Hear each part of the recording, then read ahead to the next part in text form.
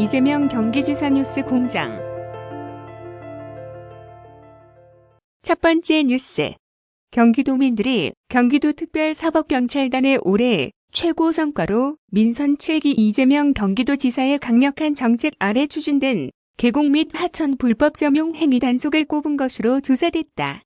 특히 계곡 및 하천 불법 점용 행위 단속은 도민들이 가장 많이 들어본 특사경 활동 1위로도 선정됐다. 이와 함께 도민 10명 중 8명 이상이 특사경 활동이 도민 생활에 도움될 것이라고 응답하는 등 대부분의 도민들이 특사경 활동 전반에 대해 긍정적으로 평가하고 있는 것으로 나타났다. 도는 여론조사 기관인 주 K-스탠 리서치에 의뢰 지난달 22일 도민 1000명을 대상으로 실시한 경기도 특별사법경찰단 단속 활동 성과 조사 결과를 27일 발표했다. 조사 결과 전체 응답자 중 가장 높은 비율인 21%가 올해 가장 성과가 높았던 특사경 활동 분야로 계곡 및 하천 불법 점용 행위 단속을 꼽았다. 이어 식품 범죄 단속 19%, 환경오염 단속 13%, 부동산 단속 7% 등을 성과가 높은 분야로 꼽은 것으로 조사됐다. 이와 함께 대부분의 도민들은 특사경 활동 전반에 대해서도 긍정적인 평가를 내놨다. 우선 전체 응답자의 87%가 특사경 활동이 안전한 도민 생활에 도움이 된다라고 응답했으며 도움이 안 된다는 응답은 11%에 그쳤다. 이어 민선 7기 특사경 확대, 강화 조치에 대해 어떻게 평가하는지에 대한 물음에는 응답자의 79%가 잘한 조치라고 평가했으며 특사경 활동에 대해 어떻게 생각하는지를 묻는 질문에는 응답자 68%가 잘하고 있다라고 답한 것으로 집계됐다. 특사경 활동에 대해 알고 있는지에 대한 질문에는 응답자의 44%만이 들어본 적 있다고 응답, 이에 대한 홍보를 강화할 필요성이 있는 것으로 확인됐다. 도는 지난 2016년 29%, 2017년 34%, 지난해 40%인 점을 고려할 때 특사경에 대한 인지도가 매년 상승하고 있다고 설명했다. 이어 특사경 활동을 알고 있는 응답자 44%를 대상으로 어떤 단속 활동에 대해 들어봤는지에 대해 질문한 결과 가장 높은 비율인 60%가 계곡 및 하천 불법 점용 행위 단속을 꼽았다.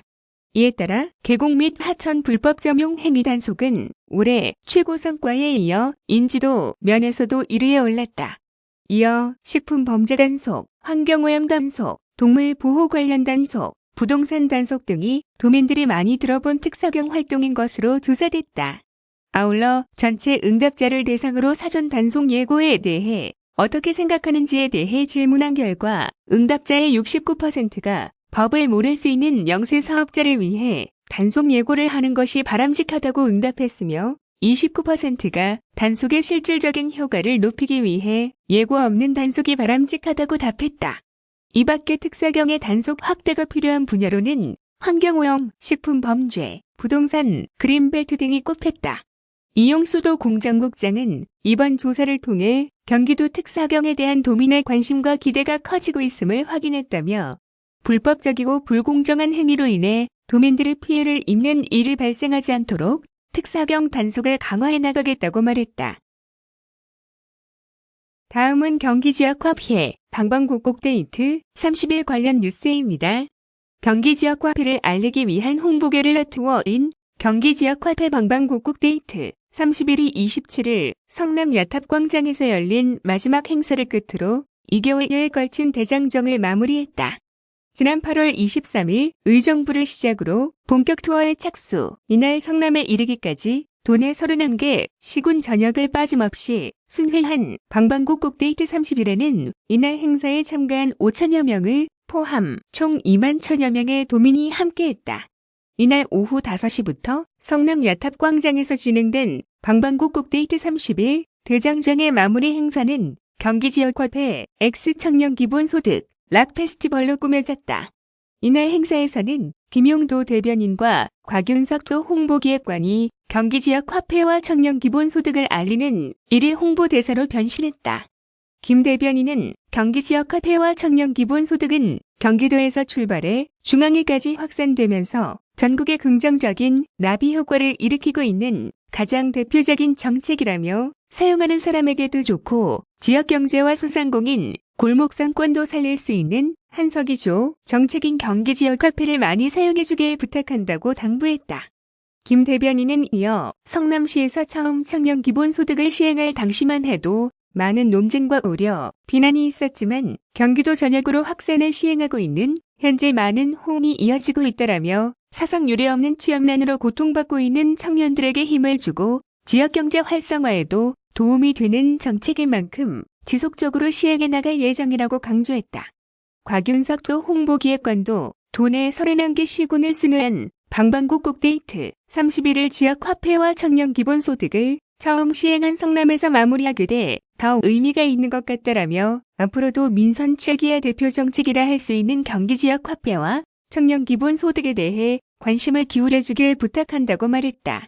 이날 김 대변인과 곽 홍보기획관은 행사에 참여한 청년 등 도민들과 행사장에 마련된 31개 시군 지역 화폐 모형물 앞에서 사진 촬영을 하며 소통하는 시간을 가졌다. 경기도 홍보대사인 개그맨 노정열 씨의 사회로 진행된 이날 행사에서는 버즈 민경훈, 걸그룹 바버레츠, 현진영 등 인기 가수들의 다채로운 공연이 펼쳐졌다. 흥겨운 스윙 댄스를 통해 청년 기본소득을 널리 알리는 활동을 펼치게 될 청년 기본소득 스윙 댄스 홍보단 100명의 위촉식도 진행됐다. 특히 스윙 댄스 홍보단은 레미제라블, 넬라 판타지아 등 지난 2달간 연습한 뮤지컬 합창 공연을 펼친 데 이어 인기 가수 민경훈의 노래에 맞춰 흥겨운 스윙 댄스를 선보이며 행사장 분위기를 후끈 달궜다. 앞서 성남시 순회동에 있는 신해철 거리에서 진행된 사전 행사에서 스윙 댄스 홍보단은 지난 2014년 의료사고로 안타깝게 숨진 고 신해철 씨 사망 5주기를 맞아 청년 멘토했던 그를 추모하고 청년 기본소득을 알리는 홍보 활동을 펼치기도 했다. 이날 사전 행사에서는 모창 능력을 뽐내는 TV 인기 예능 프로그램 히든싱어의 신해철 편 우승자인 정재훈 씨가 고인의 히트곡을 열창 신해철 씨의 5주기를 맞아 신해철 거리를 찾은 이들의 눈시울을 적시기도 했다. 다음은 보건의료 분야 발전 위한 영해각서 관련 뉴스입니다. 경기도가 러시아 시베리아 중심 지역인 노보시비리스크주와 양해각서를 체결하고 보건의료 분야 발전을 위해 상호 협력해 나가기로 했다. 도는 지난 23일부터 27일까지 3박 5일간의 일정으로 러시아 현지를 방문한 경기도 대표단이 지난 24일 노보시비리스크주 보건부와 보건의료 분야 발전을 위한 양해각서를 체결했다고 27일 밝혔다. 이에 따라 두 개 기관은 의료인 연수 지원, 의료정보 시스템, 의료장비, 의약품 등 의료 서비스 향상을 위한 정보 교류, 암 및 침, 뇌혈관 질환의 예방, 관리 및 응급 의료 등 보건정책 교류, 컨퍼런스, 심포지엄, 박람회 등 상호 행사 개최 지원 등을 위해 상호 협력해 나가게 됐다. 이번 협약에 앞서 지난 23일에는 러시아 현지에 경기도 의료를 알리기 위한 2019 메디컬 경기 비즈니스 포럼 B2B 행사도 진행됐다. 이날 행사에는 노보시비리스크 관광협회를 비롯한 보건의료기업 30개 업체가 참가해 경기도의 선진 의료기술에 대한 높은 관심을 나타냈다. 이어 노보시비리스크 정부청사에서는 두 지역 의료인들 간 민간교류 협력 강화를 위한 2019 노보시비리스크 할러 국제의료학술대회도 개최됐다. 노보시비리스크 일정을 마무리한 대표단은 모스크바로 이동, 모스크바주 보건부와 공식 면담을 갖고 경기도와 모스크바 주간 보건의료 분야 협력을 약속하는 협력 의향서를 체결하기도 했다. 이어 대표단은 2019 모스크바 메드쇼 박람회에 참가, 경기도 의료 공동홍보관을 설치하고 현지 의료 관계자들과 비즈니스 미팅 및 상담을 진행했다. 도는 러시아 주요 지방정부와 지역 간 협력에 관한 보다 진전된 대화를 통해 국민 건강 증진과 의료 분야 정책 교류 확대를 위해 함께 노력하기로 하는 등 소기의 성과를 거뒀다고 평가했다. 도 관계자는 이번 방문은 경기도와의 의료 협력에 높은 관심을 보이고 있는 노보시비리스크주와 모스크바주 정부의 적극적인 요청에 따라 이뤄졌다라며 이번 방문을 통해 두 지역과의 의료 교류가 더욱 활발해질 것으로 기대한다고 말했다. 한편 경기도 대표단은 아주대학교 의료원, 가톨릭대학교 성빈센트병원, 순천향대학교 부천병원, 메디플렉스 세종병원, 분당재생병원, 지샘병원, 이충택병원, 웰스기념병원, 메디피움 등 도내 9개 의료기관, 관계자 등 30여 명으로 구성됐다. 의료기관 및 병상수, 의료종사 인력, 전국 1위를 기록하고 있는 경기도의 의료 인프라와 병원 우수 경영 사례는 전 세계적인 의료 벤치마킹 대상으로 자리매김하고 있다. 다음은 경기도 황해경제청 관련 뉴스입니다. 경기도 황해경제자유구역청이 오는 11월 19일 서울 밀레니엄 힐튼 호텔 그랜드 볼룸에서 개청 후 10년 만에 처음으로 대규모 투자 설명회를 개최한다. 이날 행사는 주한유럽상공회의소와 공동으로 개최할 예정으로 평택항 주변의 투자 환경 변화, 제조, 물류 중심의 포승지구, 관광, 유통 중심의 현덕지구 등 3개 부분의 투자 여건과 투자 매력을 알리는 프레젠테이션과 1대1 상담으로 진행될 예정이다. 이번 행사에선 현덕지구에 대한 공개 설명회와 올해 12월 수도, 전기 등의 기반 인프라가 완공되는 포승지구에 대한 추가 분양 설명도 진행될 예정이어서 예비 투자자들의 관심이 높을 것으로 기대된다. 이번 행사에는 유럽 각국 대사관의 상무관인 물론 유럽상공회의소 회원사로 있는 에브, 아우디 발콰겐, 보슈, 사노피, henkel, 마업스크, DHL 임원 등 100여 개사 200여 명이 참석할 것으로 예상된다.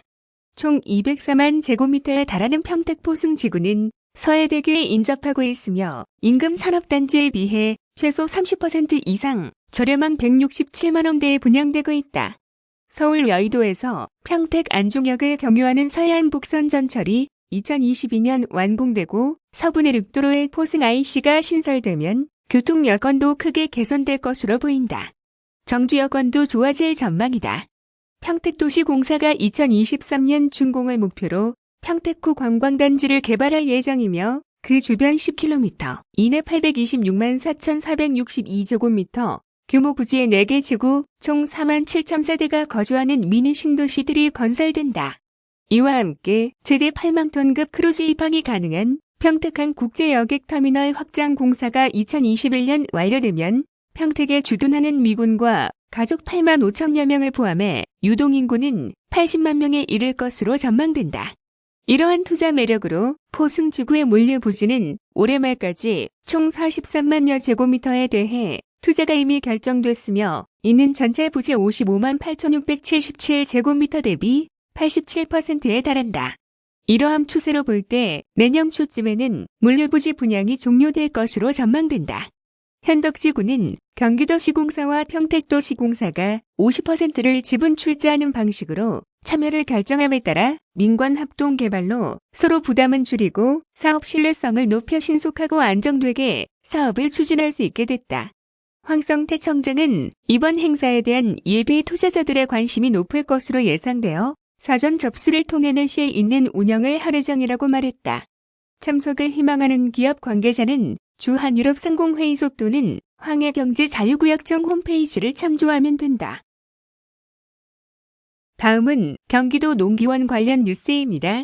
경기도 농업기술원은 올해 확보된 예산으로 농작업, 안전 편의장비 보급 사업 등 총 6개 사업에 2,155백만 원을 투입해 농작업 편리성 향상과 시설환경 개선 등의 성과를 거뒀다고 27일 밝혔다.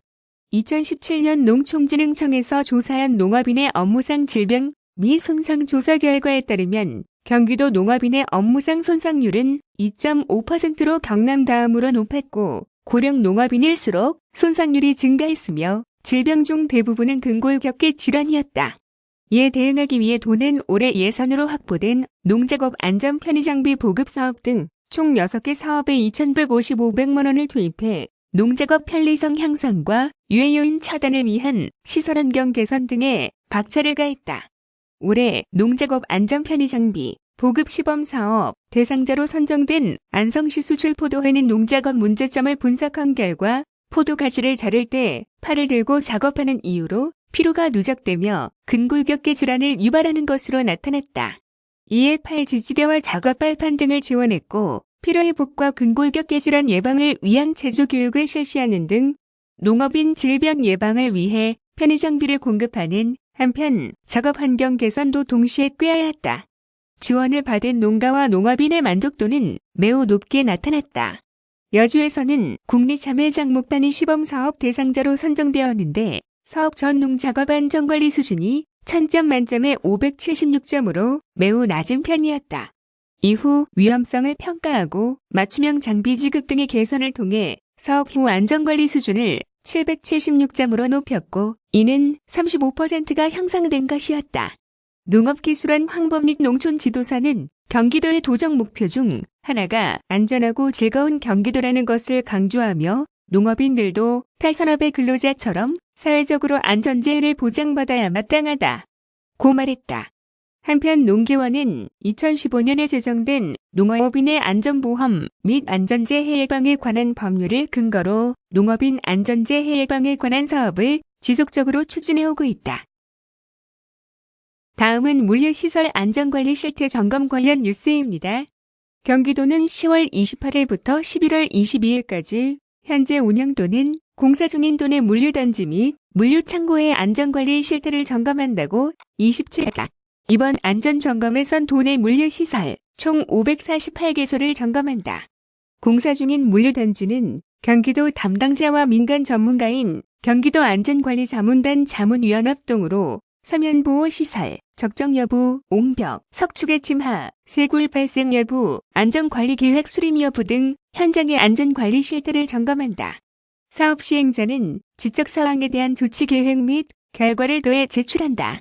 운영 중인 물류단지는 시군 및 관리기관에서, 물류창고는 시군에서 안전점검 실시 상태 및 교육일지 작성 여부, 전기, 소방시설 정기점검, 실시 및 조치 여부, 위험물 정기점검, 실시 여부 등을 점검하고 물류창고 관리자와 근무자의 물류창고, 기본 안전관리, 매뉴얼 숙지 등 점검 결과를 도에 제출할 계획이다. 도 관계자는 1년의 상하반기 물류시설 안전관리 실태 점검을 통하여 물류시설 관리자 및 근무자에게 안전에 대한 경각심을 일깨워주고 나아가 안전한 물류산업 운영에 도움이 될 것이라고 말했다.